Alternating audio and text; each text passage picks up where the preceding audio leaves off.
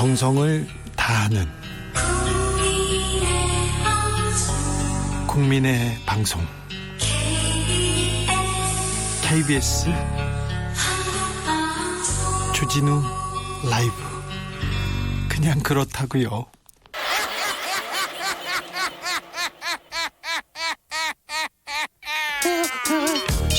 발로 뛰는 기자, 탐구하는 기자, 세상의 질문을 마구 던지는 기자, 기자가 본 오늘의 세상, 기자들의 수다. 라이브 기자실을 찾은 오늘의 기자는 한결의 김민아 기자입니다. 안녕하세요. 안녕하세요. 잘 지내셨어요? 네, 바쁘게 또 지냈습니다. 그랬어요? 네. 이제 조금 국회가 돌아가죠?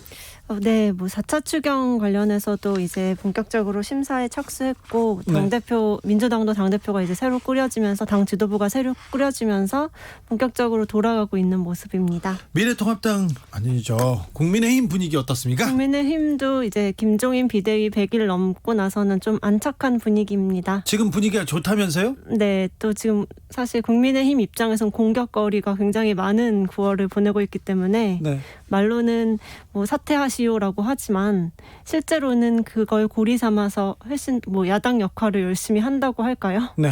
네, 분위기는 좋은 것 같습니다. 그래서 추미애 장관 그리고 윤미향 의원 물러나면 안 된다, 계속 공격할 거다, 그런 생각도 있죠. 내심 그런 분위기가 감지되고 있습니다. 그리고 이번 주나 다음 주에는 국민의힘에서 민주당을 앞지를 거다, 그 지지율 앞지를 거라고 이렇게 자신하고 있던데요. 네, 최근 지지도가 굉장히 많이 따라붙었더라고요. 이미 이제 데드크로스 한 번 있었고, 예. 다시 이제 민주당이 좀 앞서다가 다시 붙고 있는 모습이어서 이번 그 여론조사 결과에 관심이 좀 많은 것 같습니다. 네, 관심이 많더라고요. 지금 또 다시 추 장관 얘기 말고 통신비 2만 원, 요 문제에 대해서 굉장히 미래통합당에 관심이 많더라고요. 약간 지겨우실 것 같아요. 통신비 2만 원을 주는 거냐 안 주는 거냐, 제 주변에서도 이렇게 많이 물어보곤 하는데요. 네. 아직 결정된 게 없고 여전히 예. 국민의힘에서는 통신비 대신 독감 백신으로 바꿔달라라고 주장을 연일하고 있습니다. 이게 안 된다는 걸로 알고 있지 않습니까? 네, 사실 이제 독감 백신은 이미 그 할당량이라고 할까요? 예. 이미 이제 수입해서 가지고 온 분량이 한정이 돼 있기 때문에 이 예산을 차용해서 더 늘릴 수는 없다고 이제 질병관리청이나 이런 데서 설명을 했는데도, 네, 돈이 있어도 살 수 있는 게 아니지 않습니까? 네, 그런데도 불구하고 이제 통신비 2만 원을 반대하는 입장에서 또 새로운 걸 내놔야 하다 보니까, 또 아무래도 어르신들이 지지층이 많다 보니, 예. 또 코로나 국면이니까 그런 건강 문제 또 사실 위험한 것도 있고 하니 독감 백신을 계속 강조를 하는 것 같습니다. 그래요. 2만 원은 아무튼 국민의힘을 웃음짓게 하는. 네, 근데 사실 4차 추경이 필요하고 또 시급하다는 거는 양당이 모두 이제 공감대를 형성한 상황이었거든요. 예. 근데 이제 2만 원 가지고 계속 좀 앞으로 어떻게 될 것인지 모르는, 이번 주에 본회의에 이 법안이 추경이 이제 통과될 수 있을지를 모르는 상황이 되다 보니까 약간 답답해지는 것 같아요, 점점. 지금 그 국민의힘에서는 가장 지금 여당 공격 포인트가 아직도 추미애 장관 얘기죠.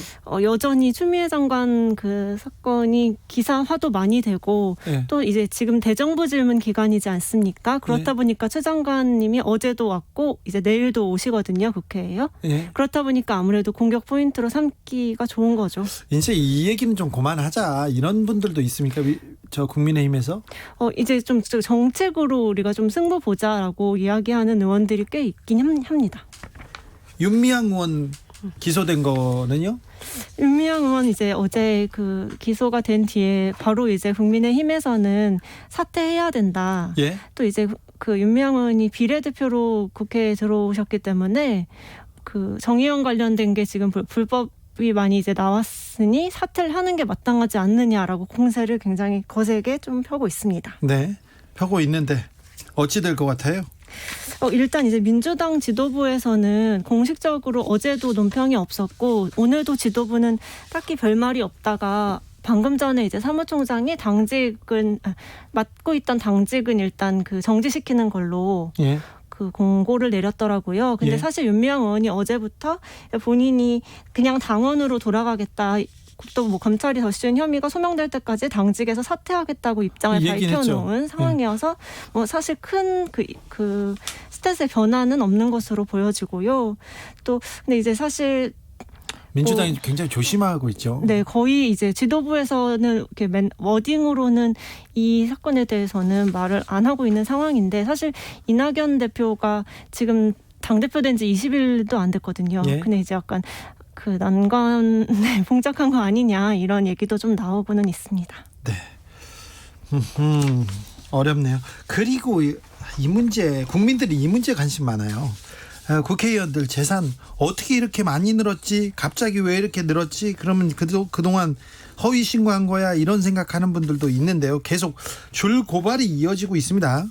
네, 그러게 말입니다. 진짜 막 1년에 1,000만 원 늘리기도 저는 쉽지가 않던데. 네. 1,000만 원 어떻게 늘어? 어려워요. 네, 그렇던데 이제 지금 4월 달에 총선 있고 지금 100일이 조금 넘었어요. 예. 의원을 다신 지가. 근데 평균으로 금액이 꽤 많이 올랐더라고요. 예.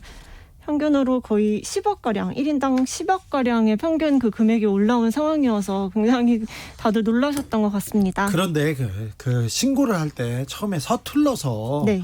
내용을 내 재산을 어디에다 신고해 본 적이 없어서 그 규정을 몰라서 그렇게 실수한 건가요? 근데 실수라고 하기엔 너무 1인당 10억씩 이제 늘어난 게 물론 평균치지만요. 예. 좀 너무 세심하게 처리를 하지 않은 건 아니냐라는 비판은 피하기 어려울 것 같고요. 예. 사실 이게 뭐 전체 그 의원들이 다 10억씩 오른 건 아니고 일부 의원들이 굉장히 많이 오르면서 이제 평균이 이렇게 10억으로 책정이 된 건데. 전복민 의원은 뭐 800억이요? 네, 858억. 858억이 늘었고 네. 또 여당에서는 이상직 의원이 172억이 늘었다고 이제 지금 차이가 이렇게 나고 있습니다. 예. 두 분 다 이제 비상장 주식을 가액을 좀 계산을 해봤더니 이렇게 늘게 나왔다라고 이제 반박을 하고 있는데 네. 사실 국민 눈높이에서는 좀 황당한 답변이라고 저는 생각합니다. 858억이 이렇게 늘을 만큼 이거 어떤 주식이에요? 그 집안에 어떤 사업을 하고 있는 것 같은데 네. 주식으로 알고 있습니다. 그래요? 한무경 288억이 늘은 분은 이분도 집안 사업인가요? 예, 사업가 출신이 아무래도 비상장 주식에 대해서 제대로 신고를 안 했던 것 같아요. 예. 그리고 이상직 더불어민주당 의원, 네. 여기는 이스타항공이고요. 맞습니다. 네. 그다음에 이주환 의원도 86억, 네. 백종원 국민의힘 의원 83억. 그다음에 윤주경 국민의힘 의원도 20억 늘었네요. 네, 맞습니다. 이거 여긴 뭐죠? 윤주경 의원은 그 윤봉길 네. 사의 그 장손녀입니다. 그러니까요. 예. 어떻게 20억이 들었죠? 그렇게 실수로 사실 그 의원들 중에서는 실수로 내가 이것까지 내야 되는지 몰랐다. 뭐 가족의 재산까지 같이 내야 되는지 몰랐다. 이렇게 주장하시는 분들이 좀 있고 네. 그 중에서도 최근에 그 조수진 국민의힘 의원 같은 경우에는 그 현금 자산이 굉장히 늘어서 네, 이 부분은 어떻게 네. 좀 해명하기가 어려울 것 같은데요. 네, 현금 자산이 11억 원 정도가 늘었는데 사실 이거는 뭐 가액을 계산을 잘못했다 이렇게 하기에는 조금 그쵸 합리적인 그런 반박이 아닌 것 같아서 그 조수진 의원에 대해서는 고발 조치가 꽤 여러 건이 됐더라고요. 네. 그래서 좀 앞으로 수사가 어떻게 되는지 진행되는 상황을 봐야 할 것 같고 또 여당에서도 김홍걸 민주당 의원 경우에는 부동산 건수는 그대로인데 가액을 잘못 이제 제출을 했다가 다시 번복하고 이러면서 좀 논란이 커지고 있는 상황입니다. 독립운동하면 3대가 망한다는데 이런 얘기 나왔는데 윤봉길 의사의 손녀 윤주경 의원의 재산은 굉장히 좀 많습니다. 56억 이렇게 신고했는데 이분이 독립기념관장을 지내셨잖아요. 맞습니다. 네. 그때 4년 전이었는데 그때는 29억 원 신고했는데 29억 원에서 56억 원으로 많이 늘었어요. 근데 왜 늘었는지 조수진 의원도 그렇고요. 김홍걸 의원도 그렇고 어떻게 재산이 늘었다. 이거 재산 증식하는 법에 대해서 국민한테 일러주는 것도 저는 좋은 자신의 잘못을 이렇게 잘 용서해 줄 수는 없지. 누군가는 용서해 줄 수도. 이 문제는 고발이 됐으니까 법적으로 문제가 있는 거는 선관위에서 그리고 그다음에 뭐 검찰에서 가려지겠죠. 네, 맞습니다. 근데 문제는 이 공소시효가 다음 달 15일로 끝나거든요. 네. 공직선거법 위반 혐의가요. 그래서 그렇다 보니까 이제 좀 빨리 이제 결과를 내야 하는데 그만큼 이제 뭐 검찰이나 뭐 중앙선관위가 적극적으로 나설 것이냐가 좀 저희가 관심을 가져야 되는 부분인 것 같습니다. 네.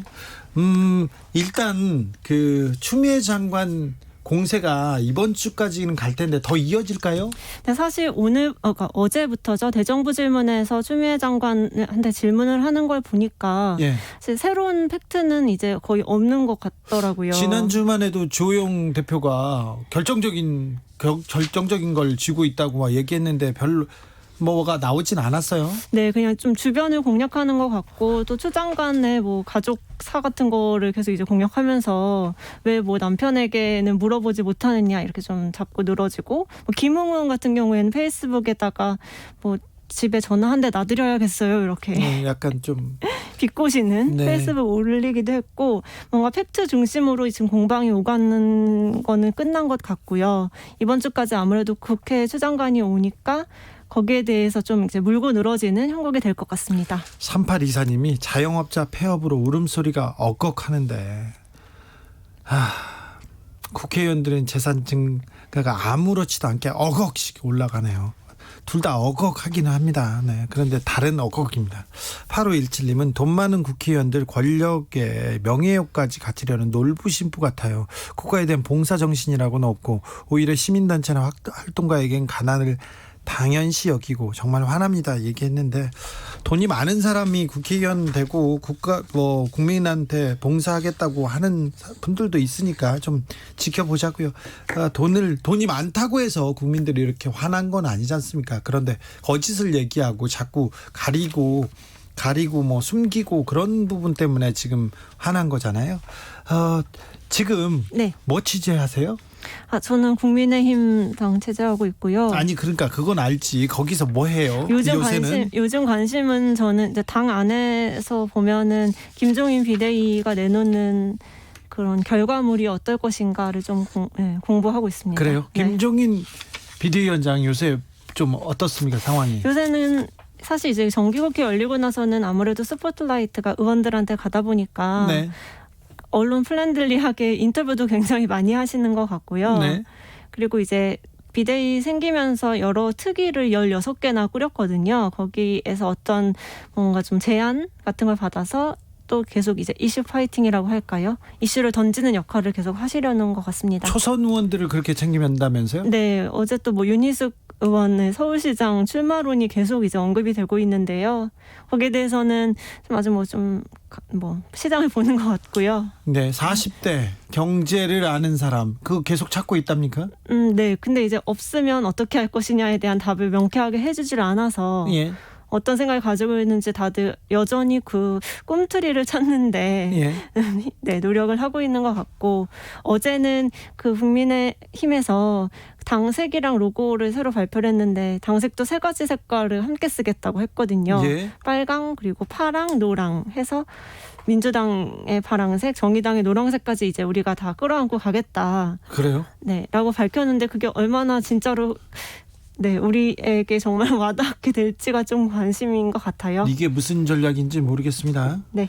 대정부 질문에서 그래도 그 국민의힘이 힘을 좀 보여줘야 되는데 지금은 추미애 때리기, 윤미향 때리기 말고는 좀 보이지 않습니다. 네. 그래서 이제 일부 언론에서는 너무 정책 질의가 없는 거 아니냐. 왜냐면 바쁜 국무위원들을 모아다 놓고서 계속 추미애 장관 얘기만 하고 있으니까요. 거기에 대한 비판은 좀 피하기 어려운 것 같습니다.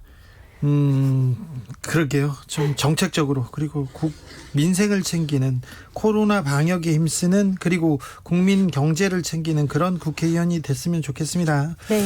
지금까지 기자들의 수다 한결의 김민아 기자였습니다. 감사합니다. 라디오 정보센터 다녀오겠습니다. 조진주 씨. 코스피가 나흘 연속 상승 마감하며 전날보다 15.67포인트 오른 2443.58로 연중 최고점을 경신했습니다. 국내 코로나19 신규 확진자가 하루 새 106명 증가하며 100명 초반대를 유지했습니다. 국내 발생은 91명인데 지역별로 보면 서울 32명, 경기 31명, 인천 8명으로 수도권이 가장 많았습니다. 태풍 마이삭과 하이선으로 피해를 입은 강원 삼척시와 양양군, 경북 영덕군, 울진군, 울릉군 등 5개 지자체가 특별 재난지역으로 선포됐습니다. 최강욱 열린민주당 대표의 인턴 확인서 허위 발급 의혹 사건 재판에 조국 전 법무부 장관의 부인 정경심 교수와 아들 조모 씨가 증인으로 출석했습니다.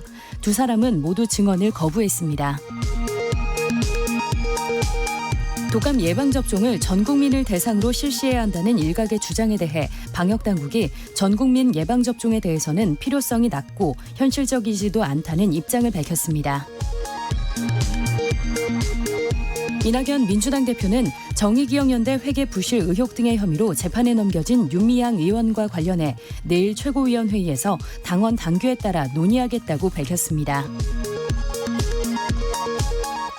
횡령과 사기 등 혐의를 받는 윤미향 민주당 의원의 재판에 맡게 된 서울 서부지법이 사건을 사실관계나 쟁점이 복잡하고 사회에 미치는 영향이 중대한 사건에 해당한다고 보고 합의부에 배정했습니다.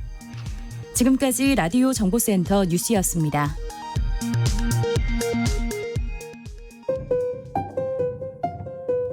정치 피로, 사건 사고로 인한 피로, 고달픈 일상에서 오는 피로. 오늘 시사하셨습니까? 경험해보세요. 들은 날과 안 들은 날의 차이. 여러분의 피로를 날려줄 저녁 한 끼 시사. 추진우 라이브.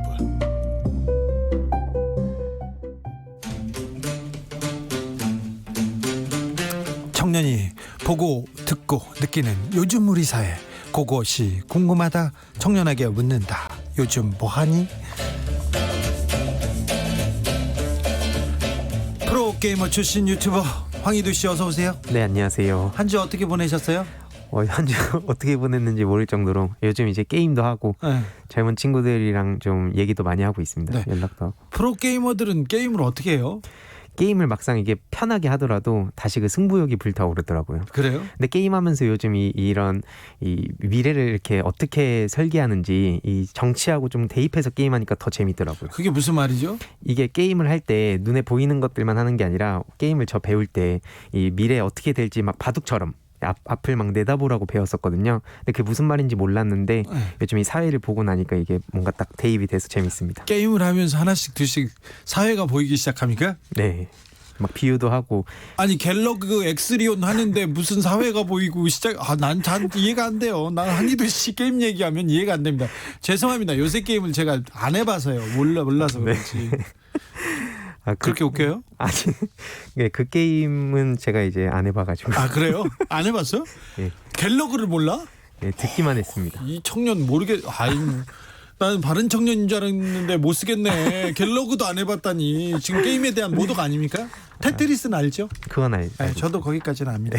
자, 첫 소식으로 가볼까요? 조국 전 장관이 자신의 딸을 모욕하는 글을 올린 극우 커뮤니티 일간 베스트 회원들에게 경고장을 날렸습니다. 그리고 막 고소장도 날렸고요.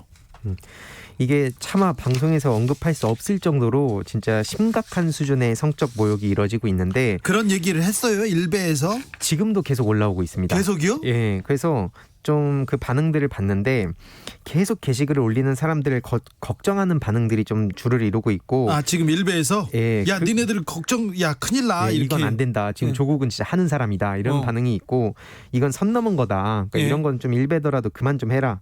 그리고 그러다 진짜 고소당한다. 혹시 해외에 있냐? 약간 이런 반응들이 줄을 이뤘거든요. 예. 근데 그중 눈에 띄는 건 모 유저가 이 신고 완료했다면서 그걸 하나하나 이 제보를 하는, 이 조국 전 장관 측에 제보를 하는 유저가 나타났습니다. 예. 그래서 일베 내에서 인증까지 올리기도 했는데, 제가 생각하기엔 이게 지금 아직 체감을 못해서 그런 거라 생각을 하고, 꾸준히 이제 본보기로 이런 처벌받는 사람들이 계속 나타나면 어느 순간 이제 잠잠해지지 않을까 싶습니다. 그런데요, 와, 고소 심각합니까? 이게 그 내용을 저도 진짜 이게 그 방송에서 차마 얘기를 못해서 그런데, 이거는 법적 대응을 해야지 뿌리를 뽑을 수 있다고 저는 생각합니다. 법적 대응을 한다고 하더라도 대응을 하면 일베 회원들이 도망갑니까?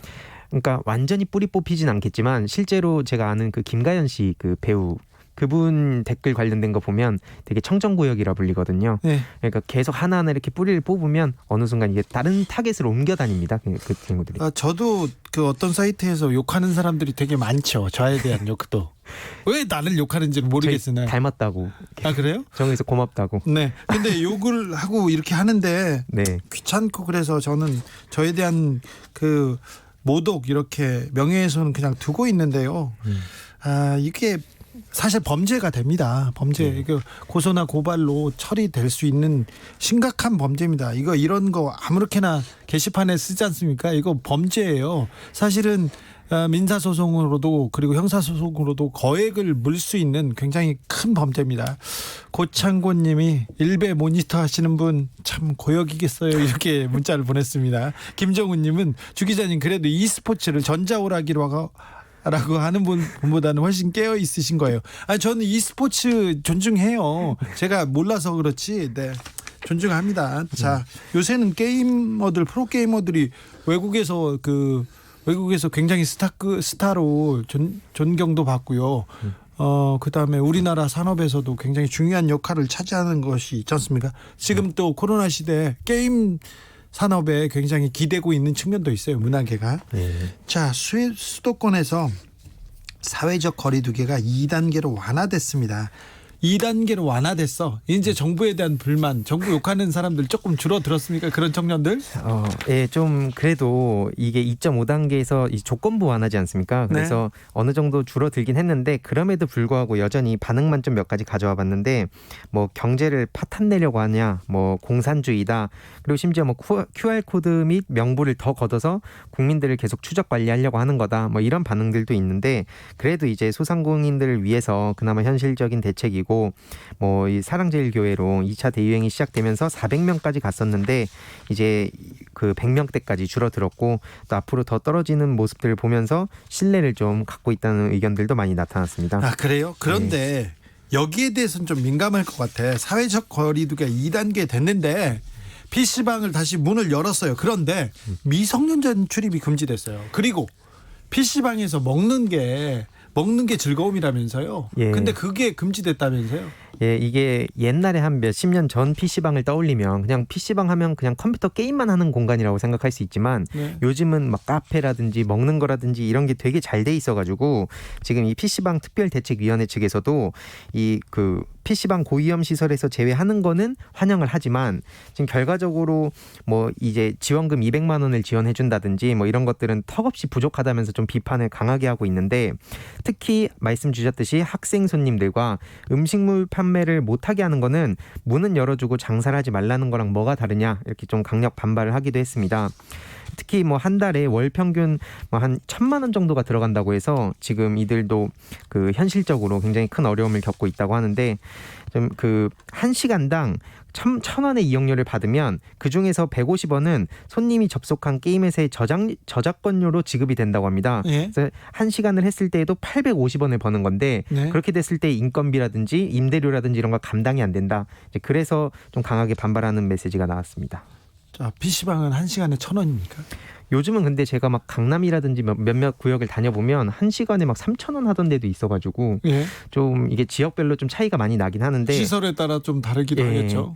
근데 중요한 것은 이제 PC방이 앞서 말씀드렸듯이 먹는 거라든지 뭐 이런 그 다양하게 좀 많이 발전을 해가지고 예전에 그 PC방이랑 많이 달라지긴 했는데 좀 제가 우려가 좀 되긴 하는 거는 PC방에서 아이들이 이 마스크 끼고 조용히 게임하진 않거든요. 그래서 이게 아마 이런 현실적인 문제들을 고려해가지고 정부 측에서도 이렇게 어느 정도 조건을 좀 건 것 같습니다.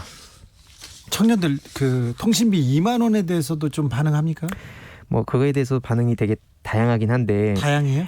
좀 비판적인 목소리도 좀 많이 있었던 걸로 많아요? 제 주위에서는 좀 그랬습니다. 저는 걱정이 그 코로나 시대 청년들의 구직 상황이에요. 그런데 좀 걱정입니다. 황희두 씨도 주변 사람들 걱정하는 목소리 많이 듣지요? 예, 지금 취업을 한 친구들도 되게 고민이 많은데 취업을 하지 못한 친구들이 훨씬 더 많아가지고 실제로 그 취업 사이트의 관계자에 따르면 대기업 공채 비율이 3년 연속 줄고 반대로 수시 채용 비율이 늘어났다며 하반기 팬데믹 상황에서도 기업들이 채용에 나선 것은 반갑지만 채용 규모가 이제 위축될 것이라는 우려가 나오는 이유라고도 이렇게 설명을 했는데 지금 하반기 대기업 공고가 나온 기업은 뭐 삼성, 포스코, CJ, KT, LS, 현대오일뱅크, 네이버, 카카오 등이 있지만 올 가을 취업 시장은 가뭄의 콩이라고 할 정도로 지금 굉장히 힘든 상황이 예상이 되고 있습니다. 가뭄의 콩. 예, 지금 그 정도로 지금 기업에 입사하고 취직하는 게 뭐 쉽지 않다고 사람들이 생각을 하고 있는데 20, 30대 청년층이 특히나 구직 단념자가 많이 늘어나고 있는데 구직 단념자가 뭐냐면 네. 지금 취업 의사와 일할 능력은 있지만 적당한 일거리가 없을 것 같다는 이유 등으로 4주간 구직 활동 자체를 하지 않는 사람들을 뜻합니다. 예. 그래서 지금 통계청에 따르면 지난달 구직 단념자 중 20대가 24만 9천 명, 이게 한 36.5%인데 가장 많은 걸로 이렇게 나왔고요. 지금 2030을 합한 비중은 절반이 넘습니다. 52.6%나 되고 아이고. 그만큼 지금 청년들이 되게 많이 힘들어하고 있고 특히나 구직 단념자도 많이 2030 위주로 늘어나고 있는 것으로 지금 보이는데요. 좀 청년들의 반응을 좀 요약을 해보면 지금 많은 청년들이 채용하는 곳이 일단 없고 코로나 국면이라서 아르바이트도 지금 잘리는 상황이고 집에서는 또 부모님 눈치가 많이 보인다. 이런 인터뷰가 가장 많이 보였습니다. 어디 갈 수가 없네요. 예, 이게 또 밖에 나가야 되는데, 그러니까 집에 있으면 눈치 보이는데 또 밖에 나갈 수도 없고 네. 이런 상황이 계속 악순환이 반복이 되는 것 같습니다. PC방은 닫고. PC방은 닫고 또 네. 예, 근데 이제 그러다 보니까 자연스럽게 자격증이라든지 뭐 공무원 시험에 눈을 뜨는 청년들이 더 많이 늘어나고 있다고 하는데 그나마 또 있던 채용에서도 신입을 뽑아도 경력 있는 사람들을 선호하고 중고 신입도 쏟아져 나오는 상황이라고 합니다, 지금. 네. 그래서 지금 취업 시장 트렌드인 채용 연계형 공고라는 게 있는데 이게 인턴이라든지 이런 식으로 먼저 사람들을 뽑고 그다음에 이제 이거를 뭐 전환을 하거나 말거나 하는 건데 인턴 기회를 주면서 성과를 거두면 이제 정규직 전환이 되는 거지만 실질적으로 이거는 인턴만 1년을 하고 결국엔 이제 또 그만두는 청년들이 많아서 여기에 대한 이제 문제점도 좀 보이는 것 같습니다. 1년 동안 데려다 쓰고 또 뭐 버리는 그런 회사도 많아요. 예, 아무래도 그러다 보니까 결론을 좀 요약을 해보면 안 그래도 취업 시장이 되게 좁았는데 지금 코로나가 시작되고 채용 자체가 줄어들고 그러면서 결국엔 채용을 하더라도 인원을 별로 뽑지 않고 청년들이 힘들어서 수시 채용에 눈을 돌렸는데 거기서도 이제 고스펙 위주로 기회를 주로 얻어가고 일반 청년들은 대부분 포기를 하게 되고 또 이게 인턴에 입사하는 채용 연계형 프로그램으로 이게 회사를 알아보려 했는데 여기도 앞에 말씀드렸듯이 중고 신입들을 뽑거나 아니면은 뭐 고스펙자를 원하게 되고 아니면은 최저임금이나 생색내기 야근 이런 문제들로 인해서 지금 최악의 상황에 직면한 상황인 것 같습니다. 계속 이게 악순환이 반복되고 있습니다. 청춘들한테 굉장히 뭐 나쁜 상황이고 어렵고 잿빛이다 이렇게 얘기하는데 청춘이 좋았던 적이 없어요, 사실. 예. 저희 때도 그랬어. 예. 다른 사람도 그랬어. 그런데 지금은 코로나 시대 때문에 더 힘들 거예요. 그리고 더 어려워지는 게 보여요. 예. 그러니까 청춘들 보면 위로하고 응원해야 됩니다. 이거 코로나는 세상에 없던 일이잖아요. 예. 자, 그런데 구직이 어렵습니다. 청춘들이 어려운데 그래서 청년들은 뭐라고 합니까? 사회에 대한 불만을 막 쏟아내고 있습니까? 아니면 어떻게 뭐라고 합니까? 그러니까 사실 기존의 이 사회 변화들을 쭉 보면 청년들이 앞장서 가지고 막 목소리도 내고 했는데 일부 청년들을 비판하는 목소리들을 보면 니네들이 가만히 있어서 그런 거 아니냐 약간 이런 식으로 얘기하시는 분들이 보이는데 네. 지금 주위 청년들을 보면 어떻게 사회에 관심을 가질 수 있는 여유조차 없는 그러니까 스펙 쌓느라고 매일 하루하루를 버티기도 되게 어려워하는 것 같습니다. 아니 이 청년들이 공부하라고 해서 공부 열심히 했어요. 야 스펙도 열심히 쌓았어. 그래서 성실하게 인턴도 열심히 했어. 그런데도 버림을 받는 거잖아요. 예. 그러니까 좀 안타깝죠. 예. 그래서 뭐 청년들한테 뭐 나도 IMF 때 나도 힘들었고 뭐 계속 이제 얘기를 하면서 그러니까 라떼는 나오면 그럼 그 어른들 바로 그냥 인정 안 하죠. 예, 요즘 청년들이 열심히 사는 것도 맞고 예. 또 상황도 힘들고 또 과거에도 힘들었던 거 맞는데 앞에 그 기자님 말씀해 주셨듯이 청년들한테 따뜻한 한마디 지금 너무 힘든 상황이라는 걸 꼭 알아주셨으면 좋겠습니다. 그러니까 희두 씨 밥 사줄게 내가. 청년들 다 데려와 밥 사줄게. 0744님 황희두 씨 포털에 뭐라 검색해야 나오나요? 황의두? 황희두입니다. 네, 희두입니다. 3130님, PC방은 컴퓨터 없는 사람이 급하게 메일 보내고 보고서 쓰러 가는 곳이었는데 세월이 엄청 빨리 변하네요. 그렇죠. 지금 PC방은 복합문화공간 아니죠? 예, 엄청 화려하더라고요. 내부도 보면. 가서 뭐 합니까? 저는 요즘 PC방을 못 가는데 뭐 먹으러 가는 경우도 많은 것 같아요. 거기서? 예, 왜냐면 야, 이 PC방 라면 맛집이네 이런 예. 거 있습니다. 볶음밥 맛집이네. 그리고요. 계속 그냥 그 음식도 먹고 친구들하고 같이 게임도 하고, 그러니까 거기서 모든 거를 해결할 수 있다 보니까 예. 자연스럽게 PC방을 많이 가게 되는 것 같습니다. 요새 친구들을 만나면 어디 PC방에서 만나 이렇게 만나니까 우리 때는 막 당구장, 커피숍, 어디 앞에 그렇게 했는데 요즘 뭐 코로나 때문에 약간 주춤하는 것 같긴 하지만 PC방을 주위에서 계속 가자고 꼬드기는 친구들이 많이 있습니다. 자, 2.5에서 2단계로 이렇게 바뀌면서 술집 가자, 이렇게 어디 가서 놀자 그런 친구들도 많죠. 굉장히 맞습니다. 좀 이게 주의해야 될 게 코로나가 끝난 게 아니라 이게 다시 이제 어떻게 보면 다시 예전으로 돌아가는 것도 완벽한 일상으로 돌아간 게 아니라는 걸 꼭 명심해야 된다 생각합니다. 네. 바른생활 청년 황희두였습니다. 네, 감사합니다. 여기까지 들을게요. 네, 감사합니다. 교통정보센터 다녀오겠습니다. 오수미 씨. 네, 이 시각 교통정보입니다. 지금 강남 순환로 수서 쪽으로는 봉천터널 안 1차로에 고장난 차가 정차해 있습니다. 지장을 받아 잠시 속도가 떨어져 있으니까요. 전방 잘 살펴서 이동을 해주셔야겠습니다. 고속도로에서도 호남고속도로 천안 방향인데요. 순천 2터널 부근 3차로에 화물차가 고장으로 서 있습니다. 차로 변경에 유의를 해주시기 바랍니다. 같은 천안 쪽 동광주에서는 차들이 많아 정체고요. 반대 순천 방향도 산월에서만 밀립니다. 호남고속도로 지선 논산 방향은 유성에서 속도를 줄이고 있습니다. 중부 고속도로 남이 방향 진천터널 부근에서만 짧게 정체고요. 반대 하남 쪽으로는 남이천 나들목과 경기 광주에서 중부 1터널 또 하남 부근에서 각각 막히고 있습니다. 지금까지 KBS 교통정보센터였습니다. 테이크아웃 시사 나왔습니다. 오늘도 하나 챙겨가세요. 주진우 라이브.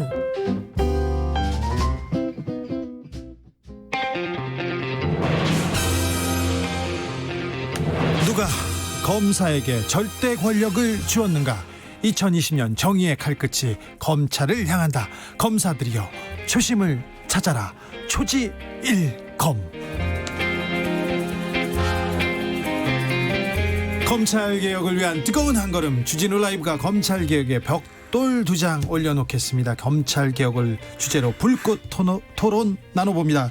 여의지검 개혁부 김경진 전 의원, 안녕하세요. 안녕하세요. 김경진입니다. 김남국 더불어민주당 의원, 어서 오세요. 네, 안녕하세요. 민생을 챙기는 안산 단오늘의 김남국입니다. 네, 잘 지내셨습니까, 김경진 의원님? 예, 잘 지내고 있습니다. 네, 좋아 보이십니다. 아, 예. 좋아 보입니다. 잘 지내봤나 봅니다. 예, 한 15년 만에 좀 쉬고 있으니까 네. 여러 가지로 마음도 좀 편하고 네. 또 운동을 열심히 했더니 체중도 좀 빠지고 있고 이래가지고. 그러게요. 지금 예. 뭐 인물이 환해지고 있습니다. 네, 감사합니다. 네. 검사 시절에는 네. 일이 많죠?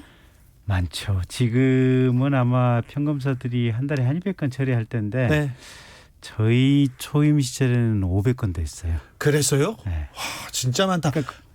거의 월요일 아침 7시에 출근해가지고 예. 일요일 저녁 7시 돼야 그냥 끝나는 구조였어요. 그리고는 월간지 마감 구조여서 네. 월간으로 이렇게 있는 사건 또 처리해야 되니까. 네, 네, 그렇죠? 네, 네. 김남국 의원 일 많죠? 네, 변호사 시절만큼이나 좀 일이 많은데요. 네. 그래도 이제 좀 어려운 현안들을 이렇게 부처와 좀 협의해가지고 일을 풀어나가는 게 또 재미있다라고 생각이 들고요. 네. 지금 오기 전에는 바로 직전에 이제 김현미 국토교통부 장관님을 뵙고 네. 저희 안산시의 현안이라고 할 수 있는 이 GTX-C 노선을 안산으로 끌어오는 문제, 그리고 또 여러 가지 이제 뭐 또 투기과열직으로 이제 묶여가지고 또 어려움을 겪고 있는 그런 분들이 있거든요. 네. 그래서 이제 그런 현안과 관련된 또 토론을 또 토의를 또 하다 보니까 그런 네. 것들이 굉장히 또 재밌는 것 같습니다. 부동산은 좀 어떻게 된답니까? 부동산은 상당히 이제 그래도 좀 안정세를 찾아가고 있는 그런 국면이고요. 그러나 이제 정책적인 효과라고 하는 것이 특히나 이 부동산 정책은 단기간에 나오는 것이 아니잖아요. 조금은 기다려 봐야 될 것 같습니다. 김남국 너무 정치인 같아요.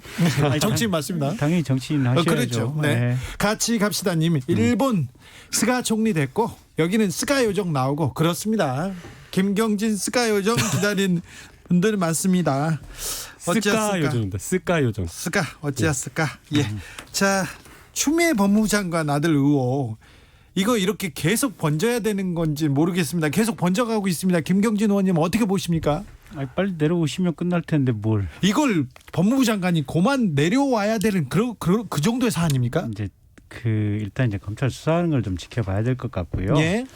이제 수사의 쟁점은 그런 것 같아요. 보면 첫째 2차 휴가 연장 결정이, 그러니까 두 번째 휴가 병가 연장 결정이 났을 때 그게 이제 요양심의를 안 받고 지휘관이 허락을 해줄 수 있느냐, 이제 그 문제가 하나가 있는 것 같고, 두 번째는 23일 내지는 25일 날, 그러니까 세 번째 휴가와 관련해서 정상적인 연장이 있었는지, 이제 요게 하나 쟁점인 것 같고, 세 번째는 보좌관 분들이나 또는 뭐 추장관 본인이나 전화를 했는지 여부, 그리고 했다면 이게 단순한 절차 문의에서 그친 것인지 아니면 뭘 해달라고 하는 구체적인 부탁이나 청탁성 내용이 들어가 있는지, 아마 이런 부분 쟁점 가지고 검찰이 수사를 하지 않을까 싶어요. 이게 어려운 문제는 아니거든요. 황제 휴가라든가 아니면 특혜가 있으려면 규정 위반이라든가 아니면 안 되는 것을 되게 하는 것이어야 돼요. 그런데 이 지금 서모 병사가 썼다라고 하는 그 휴가일수나 연가일수 이걸 보면요. 병가 19일에 자기가 쓸 수 있는 연가를 4일 붙였다라고 하는 거거든요. 23일 쓴 거예요. 전체는 1년 자기가 복무한 동안 58일에 휴가를 썼다라고 하는데 2015년부터 2017년까지 평균 나가는 병사들의 휴가 일수에 비추어 보면 결코 딱 평균이에요. 결코 많지가 않고 딱 평균인 거고, 그다음에 제가 국방부를 통해 가지고 여러 자료를 받아봤는데요. 한 24일, 26일까지도 나가는 그런 병사들 있었어요. 위로휴가, 포상휴가, 연가휴가, 특별휴가 이거를 막 4개를 붙이는 거예요. 그다음에 또 연가휴가, 무슨 휴가 이걸 붙여가지고 20일에서 26일까지도 나가는 그런 병사들도 있고, 안 되는 걸 되게 하는 것이 아니기 때문에 문제가 없다라고 보이고요. 더 나아가서 만약에 추미애 장관이 이 과정에서 보좌관을 통해서든지 아니면 본인이 직접을 뭔가 외압을 행사하려고 했으면 지휘관이 개인 연가를 쓰게 할 이유가 없는 거예요. 우리 그 우정의 부대 뭐 이런 거 기억나시죠? 네. 뭐 장병 뭐 집 앞으로 뭐 해가지고 딱 휴가 쓰게 하잖아요. 아, 그렇죠. 지휘관이 아무 그냥 명목으로 청소 잘했다, 뭐 경계를 잘 썼다, 여러 가지 이유로 특별휴가를 줄 수가 있거든요. 만약에 정말 특혜를 주려고 했으면 개인 연가, 정말 병사들이 소중하게 생각하는 개인 연가를 까먹게 할 게 아니라 지휘관이 그냥 자기 재량에 따라서 쓸 수 있는 그 특별휴가를 줬을 텐데, 그게 아니라 자기가 언제든 쓸 수 있는 그 개인 연가를 썼기 때문에 여기에서 어떤 위법이라든가 불법, 특혜가 전혀 없다, 이렇게 봐야 될 것 같습니다. 김경진 의원님? 저는 이제 뭐 수사를 해보면 수사 결과가 나올 텐데, 일단 그 세 번째 휴가 4일짜리를 연가를 쓰도록 한 거는 두 번째 병가를 허가해 줄 때부터 아마 지휘관이 굉장히 스트레스를 좀 많이 받지 않았을까. 그래서 요건에 안 되는, 우리 주진애 앵커 또 웃는다. 저도 좋았어요. 김경진 의원 좋아가지고. 좋아서. 네. 어쨌든 두 번째 휴가부터는 요건이 안 되는 병가를 보내다 보니까 지휘관이 스트레스를 무진장 받았던 것 같고, 그래서 세 번째는 어쨌든 개인 연가를 써라, 뭐 이렇게 한 것이 아닌가 싶고, 그다음에 이제 김남국 의원님 말씀하신 것과 관련해서 병가라고 하는 것은 아픈 애들만 병가를 가는 건데, 네. 군 내부에서 병가를 가는 숫자가 얼마나 있는지 사실은 그렇게 많지는 않을 것 같아요. 그리고 병가를 가도 오늘 아마 국회 대정부 질문에서 하태경 의원이 그런 질문을 정경두 장관에게 했다고 하는데, 실제로 어느 사병 사례를 들면서 그 병사 같은 경우는 실제 치료받은 날짜에 한해서 병가 일수를 부여받았다. 네. 근데 이 서모 병사 같은 경우는 실제 치료받은 일수는 첫 번째 휴가 때 4일이죠. 3일인가 4일인가. 그리고 두 번째 휴가 때 실밥 보는 날 하루. 요 정도밖에 안 되는데, 어쨌든 이 병가를 기본적으로 19일을 받았기 때문에 이건 잘못된 거 아니냐, 그런 문제 제기를 했고, 국방부 장관의 답변이 그렇게 선명하지는 않았다는 것 같아요. 저는 다 들었거든요. 네. 일부 기사만 본 분들에게 조금 제가 설명을 좀 드려야 될 것 같은데, 서모 병사가 4일 뭐 1일 이렇게 한 것이 아니라 수술을 4일을 받았다. 수술을 받고 입원해 있는 기간이 그렇다라고 하는데요. 실제 그 병원에서 발급한 진단서를 보면 3개월가량의 요양이 필요하다. 무릎 수술을 했기 때문에 추벽 절제 수술이라고 그러니까 하는 수술을 했기 그 때문에 요양을 어떻게 했을까? 3개월 동안 요양이 필요하다라는 게 분명하게 진단서에 나와 있고요. 그리고 거기에 나와 있는 그 병명에 따르면 실제 다른 분들은 아예 걷지도 못하고 뛰는 게 거의 불가능하다라고 이야기를 하고 있어요. 그래서 이거는 의사의 명백한 소견이 있기 때문에 이거 자체로 좀 시비하는 것은 적절하지 않다라고 보이고요. 하태경 의원이 여러 가지 이제 사례를 가지고 이제 국방부 장관에게 질의를 했는데 여기에 있어서 가장 큰 문제점은요. 뭐가 문제냐면 다른 어떤 기타의 개별적인 사례를 가지고 그 사정이 다른 어떤 서모 씨의 사례와 왜 이건 되고 왜 이건 안 되냐 그러면 개별 사안이 다른데 어떻게 똑같은 결론을 내리냐라고 대답할 수밖에 없는 거고요. 그리고 또 지금 군대와 관련되어서 만약에 병사가 아프거나 병사가 여러 가지 치료를 필요로 한다라고 하면 개인 병사가 가지고 있는 의료 선택권을 최대한 보장해 주는 게 기본적으로 우리 국방부의 지침이에요. 아니 지금 서모 씨 같은 경우에는 2015년도에 자기가 서울 삼성병원에서 수술을 받았었고 진료를 받고 있는 전문의가 있고 전문적으로 치료를 하고 있는 여러 그 진단이나 이런 것들이 있는데 굳이 그 사람을 들어와 가지고 군병원에서 수술하라라고 하는 것 자체가 이건 맞지가 않다. 이미 2019년도에 국방부에서 발표한 여러 가지 정책에 따르면 군인이 가지고 있는 의료 선택권을 확대해주고 확보해주는 그 정책 방향으로 가고 있기 때문에 이 과정에 있어서의 문제점은 오히려 없고 오히려 병사가 밖에서 민간 의료병원에서 치료받고 싶다고 하면 그것을 더 적극적으로 장려하고 할 수 있게끔 해주는 게 맞다라고 저는 보입니다. 그 19일 동안 지금 병가를 받았다고 하잖아요. 보면. 네. 그러면 아까 이제 김남국 의원님 말씀은 19일 동안 이게 3개월 동안의 어떤 진료가 필요하다라고 지금 소견서에 돼 있기 때문에 네. 3개월 동안 치료를 받은 것처럼 얘기를 하는데 실제 진료 기록부를 봐야죠. 그래서 19일 동안 과연 매일 가서 이렇게 진료를 받았는지 아니면 첫 4일 수술하고 나서 아무런 거 없이 나중에 두 번째 휴가 중간에 실밥 한번 뽑은 것이 있는지 이 진료 기록부 까면은 간단한 문제인 것 같고 어쨌든 이 부분은 사실은 이제 우리와 같은 이제 저희와 같은 법률 전문가가 얘기할 부분은 아니고 의사들 얘기를 기준으로 해서 판단을 해봐야 되는데 검찰 수사를 지켜봐야죠. 검찰 수사 지켜봐야죠. 그런데 검찰 수사 과정에서 어쨌든 의사들 얘기를 좀 봐야 되고 의사들 중에 얘기로는 이 추벽 증후군이라고 하는 게 그렇게 중한 문제는 아니다. 그래서 애시당 초 국군 양주병원의 군의관도 뭐라고 썼냐면 이게 군 내부에서도 충분히 처치 가능한 문제지만 당사자 본인이 강하게 원하기 때문에 외부 병원에 진료를 허가한다. 이런 취지로 돼 있어요. 자, 가보겠습니다. 오드리 님이 추 장관 이야기 이거 토론거리 아닙니다. 휴가 얘기 끝. 창피해요. 얘기하는 분이 있고요. 4505님은 아니 검찰 개혁 얘기는 안 나와. 왜 안 나와요? 코너 이름 바꿔야 돼요. 얘기합니다. 검찰 개혁 얘기를 조금 가보겠습니다. 그 오드리님이 창피하다 나는. 이렇게 중요한 문제들이 네. 다 정권이 검찰을 왜 장악하려고 하는지 이런 부분하고 다 연결이 돼 있는 거예요. 보면.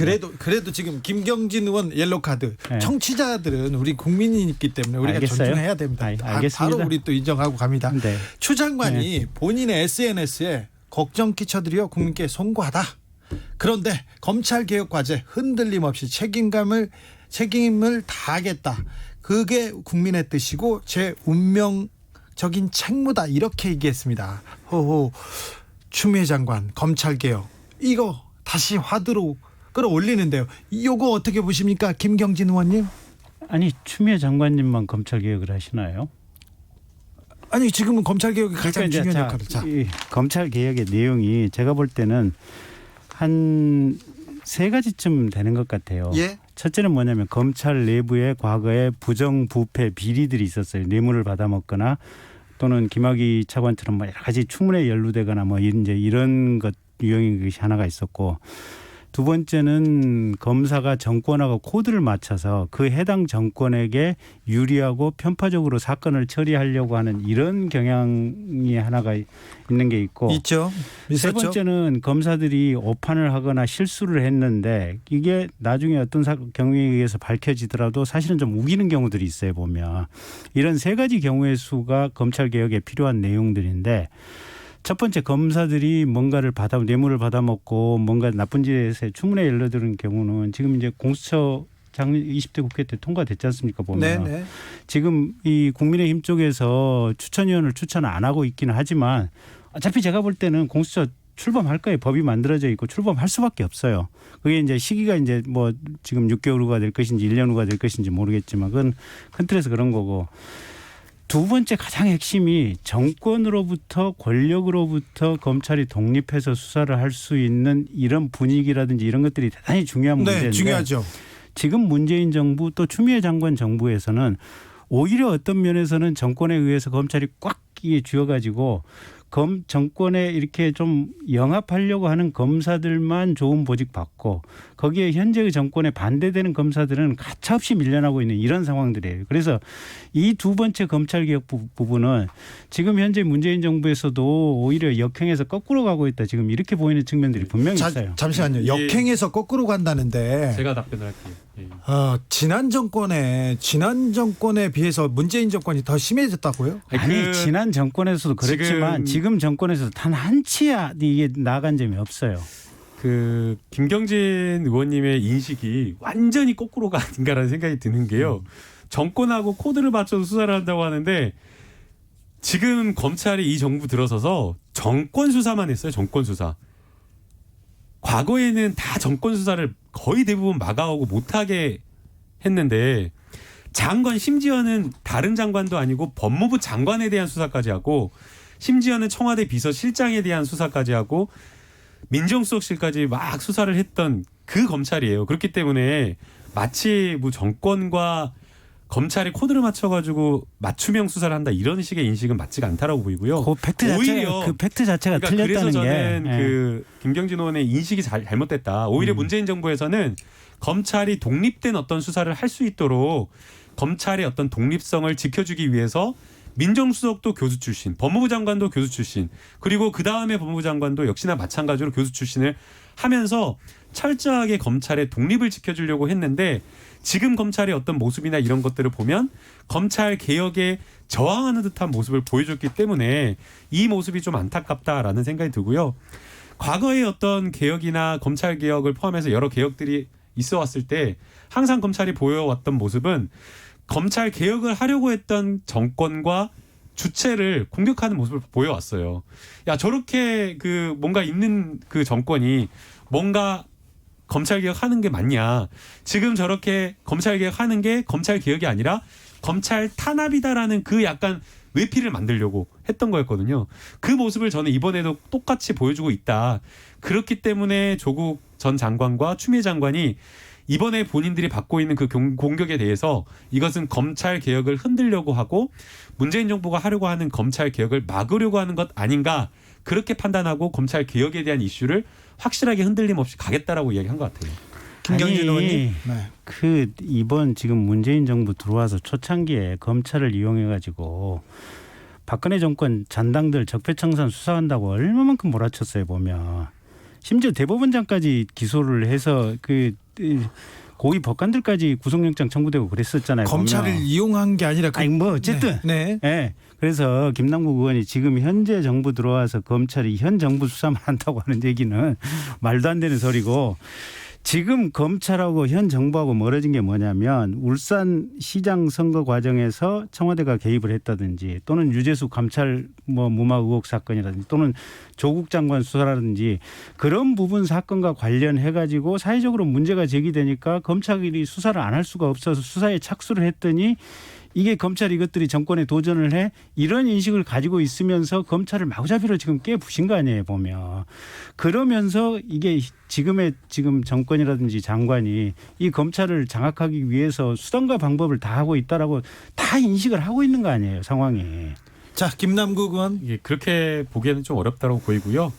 지금 이제 검찰에서 여러 가지 변화를 가지고 가고 있는 것들은 결국에는 검찰이 과거에는 막 특수부라든가 이런 것들이 별건 수사나 없는 사건도 막 만들어가지고 죄 없는 사람도 막 집어넣고 막 이렇게 해가지고 거악을 척결하는 모습을 통해가지고 검찰이 위상을 가지고 흔드는 어떤 그런 모습을 보여줬는데 검찰이 기본적으로 형사사법 체계에서 그런 모습이 아니라 수사를 통해서 검찰의 역할을 찾을 것이 아니라 검찰 수사 과정에서 경찰 수사 과정에서 빚어질 수 있는 여러 가지 인권 침해나 이런 것들을 통제하고 정말 제대로 된 어떤 기소권을 행사할 수 있는 소추기관으로서 좀 다시 태어나자 그런 어떤 재정립하는 그 과정으로 좀 봐야 될 것 같고요. 그리고 이제 한 가지 좀 덧붙이고 싶은 게 안타까운 게 아니 정권이 무슨 뭐 정권이 이용해가지고 뭐 박근혜 정부를 쳤다고 하는데 그런 적이 없고요. 드러난 어떤 증거, 국정농단 증거에 의해서 검찰 스스로가 수사한 것이고 그건 국민 모두가 원한 것이고 그 국민 중에는 저는 김경진 의원도 있었다라고 저는 생각이 듭니다. 그러니까 그 수사의 당위성 김경진 의원이 그렇게 하라고 했는데 이제 와서 또 부인하면은. 그러니까 잠깐만 그런 얘기 함부로 하지 말고 아유, 그 수사의 당위성을 가지고 뭐라고 하지는 않아요. 근데 문재인 정부 출범 초기에 각 부처마다 다 적폐청산위원회 만들어가지고 전 정권의 비리들을 이렇게 이 찾아낸 다음에 그거 다 검찰로 토스를 했던 거 아니에요 보면. 적폐는 청산해야죠. 그러니까. 네. 아니 근데 적폐청산 그러니까 나쁜 범죄가 있으면 전 정권의 일이든 현 정권의 일이든 무조건 수사를 하고 처벌을 하는 것은 맞아요 보면. 네. 근데 전 정권의 일을 할 때는 검찰 보고 잘한다 하고 그쪽에 힘을 실어주고 밀어주다가 지금 현 정권과 관련해서 문제되는 부분이 있으니까 이건 이 윤석열 총장이라든지 검찰 관련되는 게 무조건 그냥 때리기에 몰두해 있는 것이 지금 현재 정권의 상황이고 법무부 장관의 어떤 이게 행정이잖아요 보면. 자, 하나 넘어가겠습니다. 마지막인데 윤미향 의원 기소 이거 어떻게 보세요, 김경진 의원? 기소할 만하니까 했겠죠 뭐. 기소할 만하니까 네, 했다. 네. 네.